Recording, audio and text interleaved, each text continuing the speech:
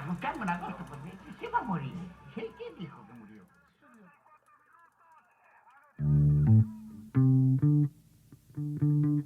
Para entrar en el mundo de Mateo tenés que pasar varias pantallas.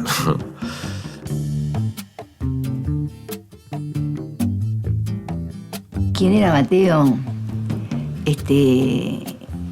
Un tipo con mucho humor, pícaro y leal, muy leal, te diría. Creo que es el recuerdo más caluroso que tengo de Mateo es su lealtad. Amigo, lindo del alma, tersura de mi candil, encuentros en las llamadas de luna, te quiero a ti. Era el hijo de una familia de clase media que vivía en Buceo, que la mamá admiraba a Fabini, por eso le puso Eduardo. Y era un músico que ahí en los 60, que fue en la época que yo lo conocí, tenía un grupo de rock que cantaba todas canciones en inglés, pero también tocaba tango, bossa nova, jazz, con un cuarteto que tocaba todos los días en el bar de un hotel. O sea, era un músico todoterreno, ¿no? Mucho jazz, mucha bossa nova que estaba de moda, boleros también, y alguna cosa comercial también de la época. Tenés que ver que existía el Club del Clan también en ese tiempo y era lo que considerábamos la música comercial o varieté, como dicen los franceses, ¿no? Y nos íbamos acostumbrando a todo aquello sin complejo, en el sentido de que si había que hacerlo, formaba parte de nuestro trabajo, éramos profesionales. Había que tocar con swing, que era lo importante. Todo había que tocarlo bien y con swing. 1, 2, 1, 2, 3, 4.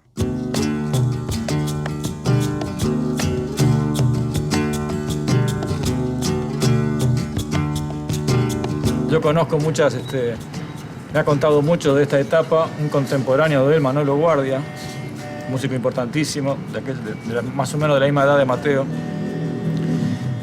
Y Manolo me contaba muchas veces de cómo Mateo en los 60s, antes del Quinto, antes de ser el Mateo que conocimos después, era un músico profesional que trabajaba con su guitarra, que trabajaba en música publicitaria, lo llamaban de todas las agencias para hacer jingles, acompañaba a gente que venía del exterior, hacía música para teatro, o sea, era un músico sumamente serio, disciplinado, profesional, que se ganaba la vida perfectamente bien, que andaba perfectamente bien vestido, que tenía... Eso es la década de los 60, digamos, ¿no? Hasta que él un poco cambia esa modalidad, toda su vida cambia y comienza a hacer un poco más su música y su proyecto. Bueno, vamos a comenzar con Espíritu Burlón.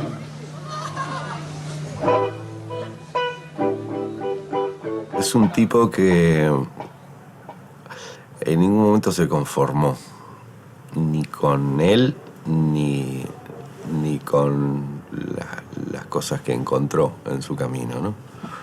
Como... Para mí es de esos tipos que lo único que tenía gracia era caminar, ¿no? Ir para algún lado que no conocía. Para mí hay un aspecto de lo que Mateo hacía que es fascinante. Es la combinación de una cosa visceral con una cosa experimental. Es decir, como que en Mateo esas dos dimensiones están como pocas veces vi no separadas. Es decir, como que en ningún momento lo especulativo bloquea una cosa como que le nace de las entrañas y está vinculada al goce, al ritmo, a lo irracional y todo eso. Vos estabas tomando un café con Mateo y de repente se ponía, escribía en una servilleta, escribía 2 frasecitas o 3 palabras, que eso después era una canción. Todo el tipo estaba en movimiento, pero no era un movimiento de hiperquinesis, sino que era un movimiento creador todo el tiempo. Mejor escucha, amigazo, lo que pasó en mi pueblo. Según el cuento que cuento que iré cantando, cuento que ya he cantado. Lo que más me cautivó desde la primera vez que lo conocí hasta el día de su muerte, y lo sigo diciendo hoy, es su actitud, que es estética por un lado, porque plantea cuestiones estéticas, ¿no? Pero que es ética también, tiene que ver con la conducta, ¿no? Al fin de cuentas me encuentro con cuentas que voy contando. Yo creo que Mateo era un vanguardista, absolutamente. Creo que en el ambiente musical mucha gente lo valoró, otros menos, en el mismo ambiente musical. Este es un país difícil, ¿no?, para los cambios.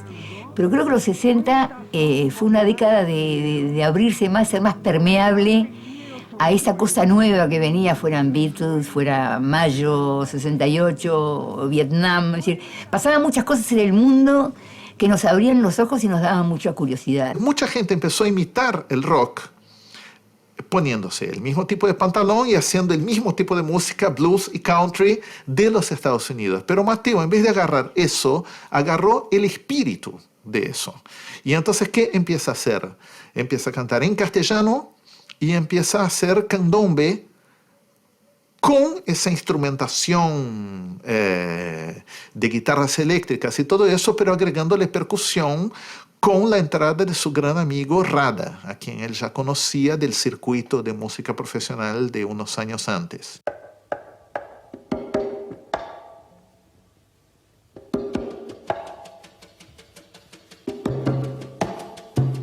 Mateo estuvo muy cerca desde niño, conoció en profundidad la música nuestra negra, la música afro-uruguaya, el candombe, por su padre, por su tío, por su familia, por su barrio.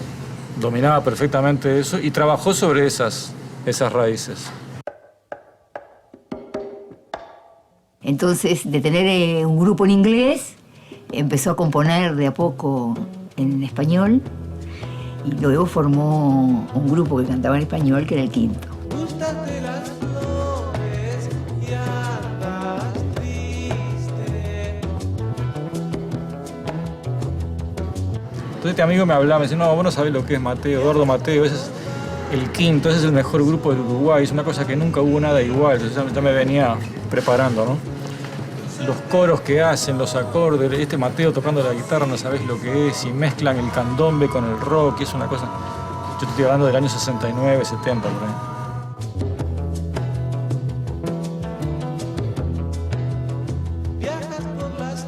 Si uno piensa que en esa época estaba pasando todo lo que estaba pasando, yo qué sé, los Beatles, toda la movida pop y el movimiento hippie y todo eso, era un momento bastante radical en un montón de cosas, pero lo radical de Mateo iba por otro lado. Voy.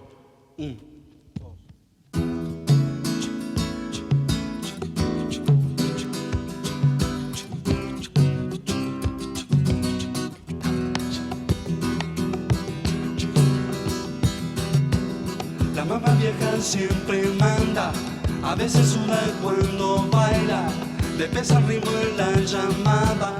Y si alguien nunca escuchó a Mateo y quiere escuchar a Mateo, yo creo que le aconsejaría que empezara con Mateo Solo Bien Salame.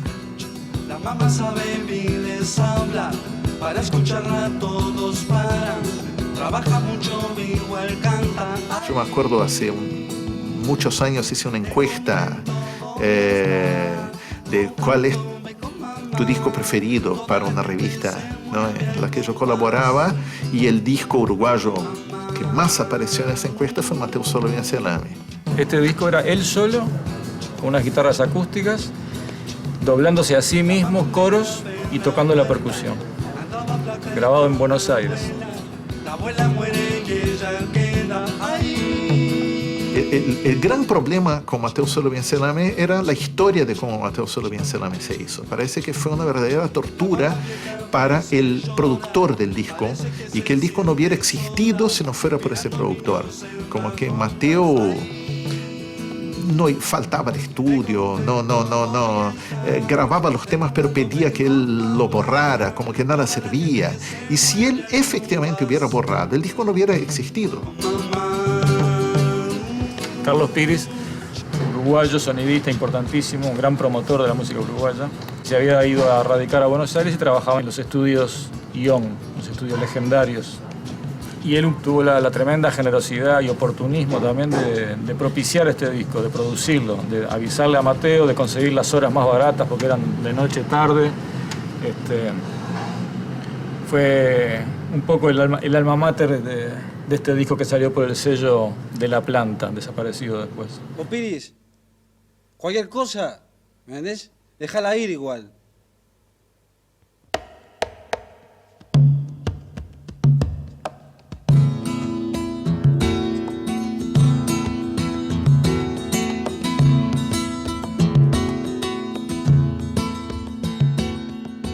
La llegada de la dictadura y el hecho de que otro tipo de cuestiones de repente más urgentes entraron a la agenda de la mayor parte de la gente, va a hacer que Mateo entre en una fase muy difícil, muy problemática para trabajar y para grabar. En el año 76 se logra grabar un disco, otro disco maravilloso, junto con el percusionista Jorge Trasante. El disco se llama Mateo y Trasante.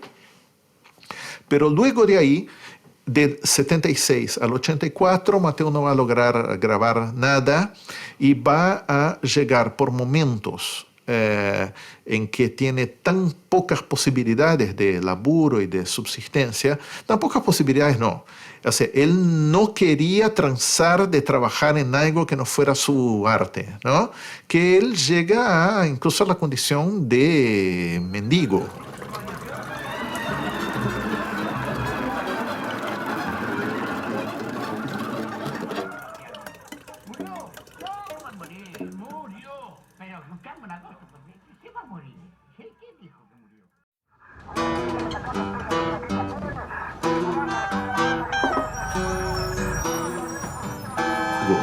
Y yo creo que allí comenzó, en esa época, han pasado de estos 30, 40 años.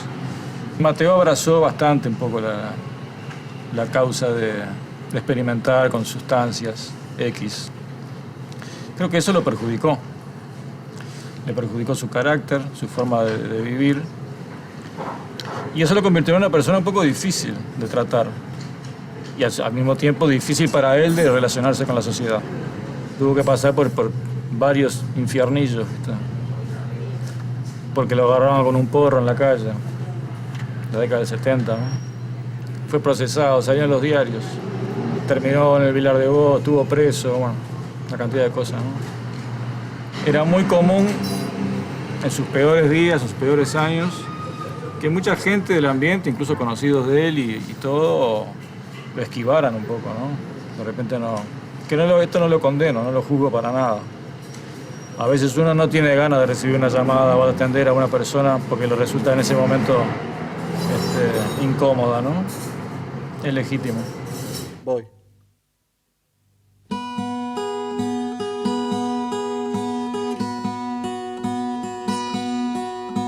Tras de ti quedaba, me vi.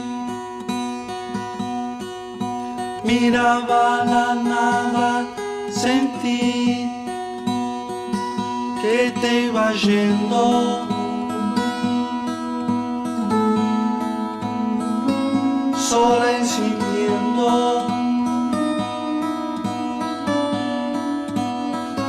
Qué miedo es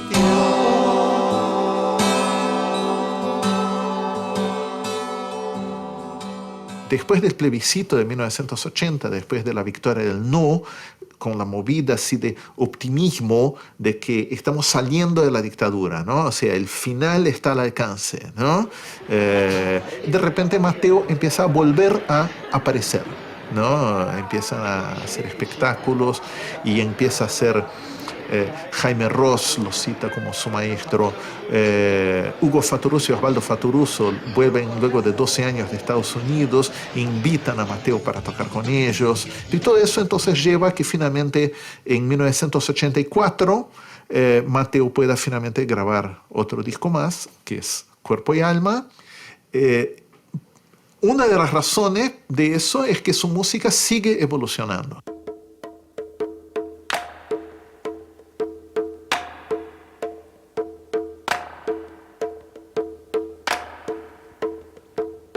Él hizo, por ejemplo, un espectáculo fantástico llamado La Máquina del Tiempo en 1984, en que el grupo que lo acompañaba era una especie de supergrupo. Me cuesta imaginar qué grupo podía ser mejor que ese.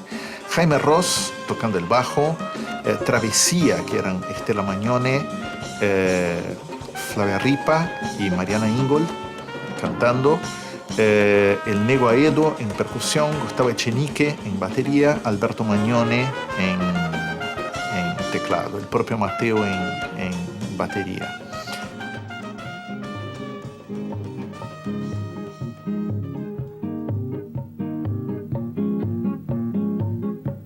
Quizá de todas esas cosas, la que más trascendencia va a tener es su espectáculo junto con Cabrera, porque no solo van a tocar muchísimo, van a hacer muchas funciones, como también de alguna manera va a ser como una cosa que va a terminar de cerrar a Mateo para mucha gente.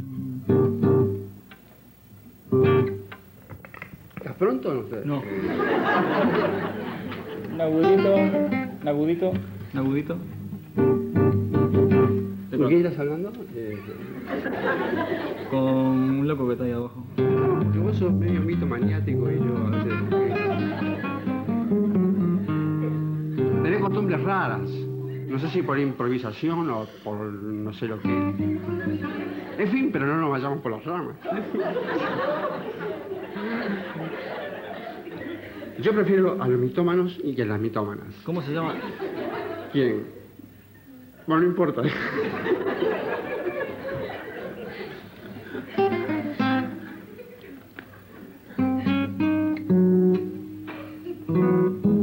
¿Cómo estás, Fernando? Vamos. Un, dos, tres. Verlo era un espectáculo aparte, verlo, tanto sea un ensayo, una grabación o en vivo, ¿no? La compenetración, cómo se metía espiritualmente y físicamente en lo que estaba haciendo, la cara de placer. Claro, cómo no tener esa cara de placer con el swing que lograba, ¿no? Cuando tocaba percusión disfrutaba enormemente, disfrutaba mucho, mucho. Era feliz haciendo música. Yo no te quería hacer.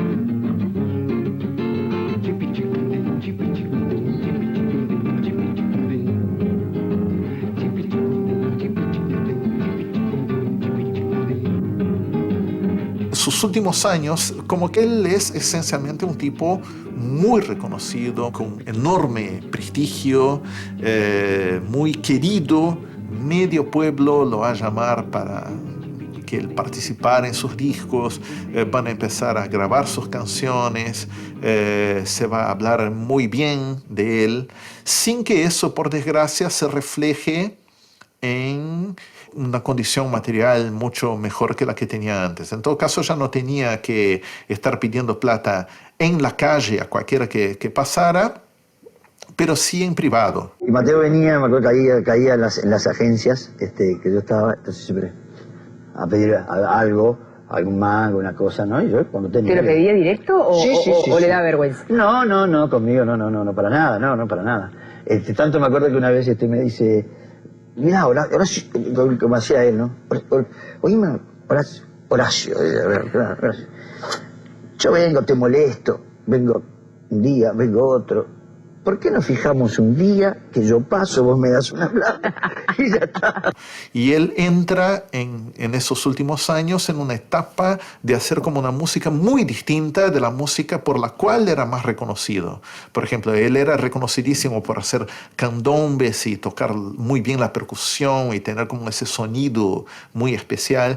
Y al final, por ejemplo, empieza a hacer una música como toda hecha con máquinas programadas, con mucho sintetizador, muchos efectos de estudio, con letras que ni siquiera tienen como un sentido gramatical, son palabras hiladas de una manera como muy misteriosa y muy compleja, y con una música que es al mismo tiempo muy austera, aunque con un sonido muy, una tímbrica, digamos, muy llena de encantos y descubrimientos, ¿no? Una música muy interesante, pero también lo menos comercial que uno puede imaginar, y totalmente en desacuerdo con los elementos que le habían dado fama.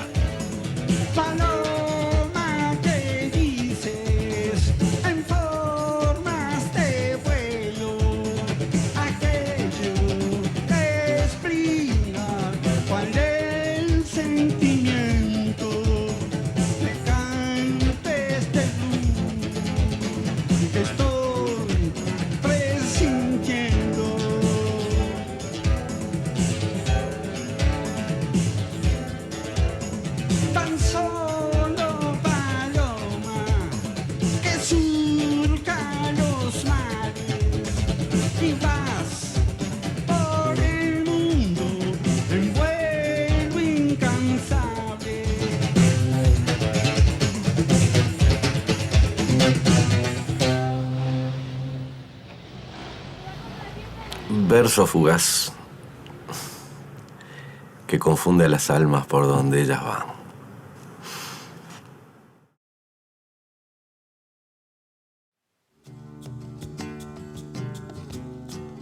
Murió, sí, no tenía esencialmente nada más que lo que tenía en el cuerpo y su carpeta azul.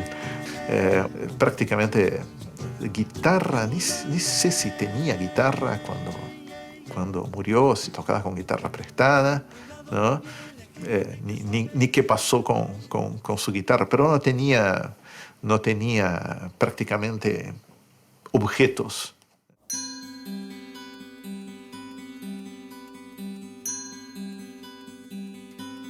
Él eligió una forma de manejarse en la vida, pagó las consecuencias de eso, pero nos dejó lo que siempre dejan los vanguardistas y lo que va más allá, ¿no? Nos deja elementos y herramientas que sirven para más adelante.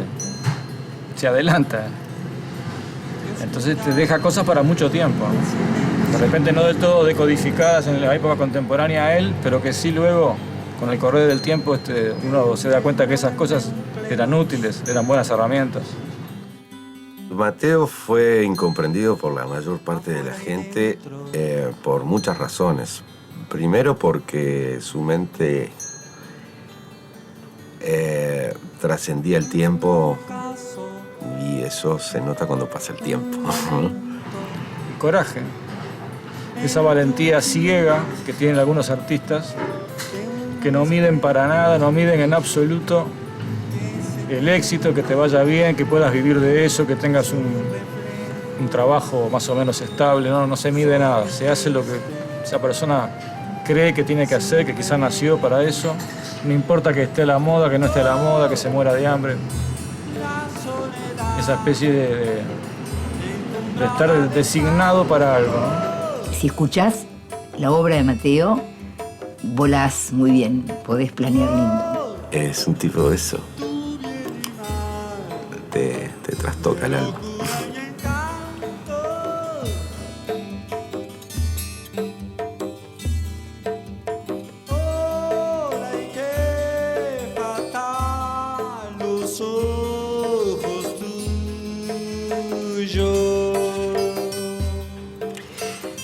A mí me gusta mucho algo que dice Mateo en una canción de él, que se llama Sueño Otoñal, que habla de las razones locas que viven en él, ¿no?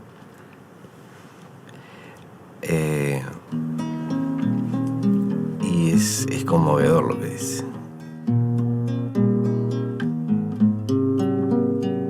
Allá van las fervientes dichosas, oliendo a jazmín. Mírenlas murmurar deliciosas la bruma de abril. Bruma de abril que ha empapado la rama del aro, que en gota olvidado la hoja que ha muerto y besa aquel rastro.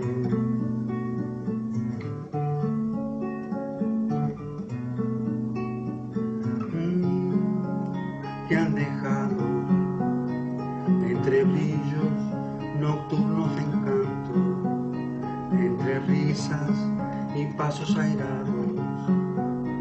Allá van las razones.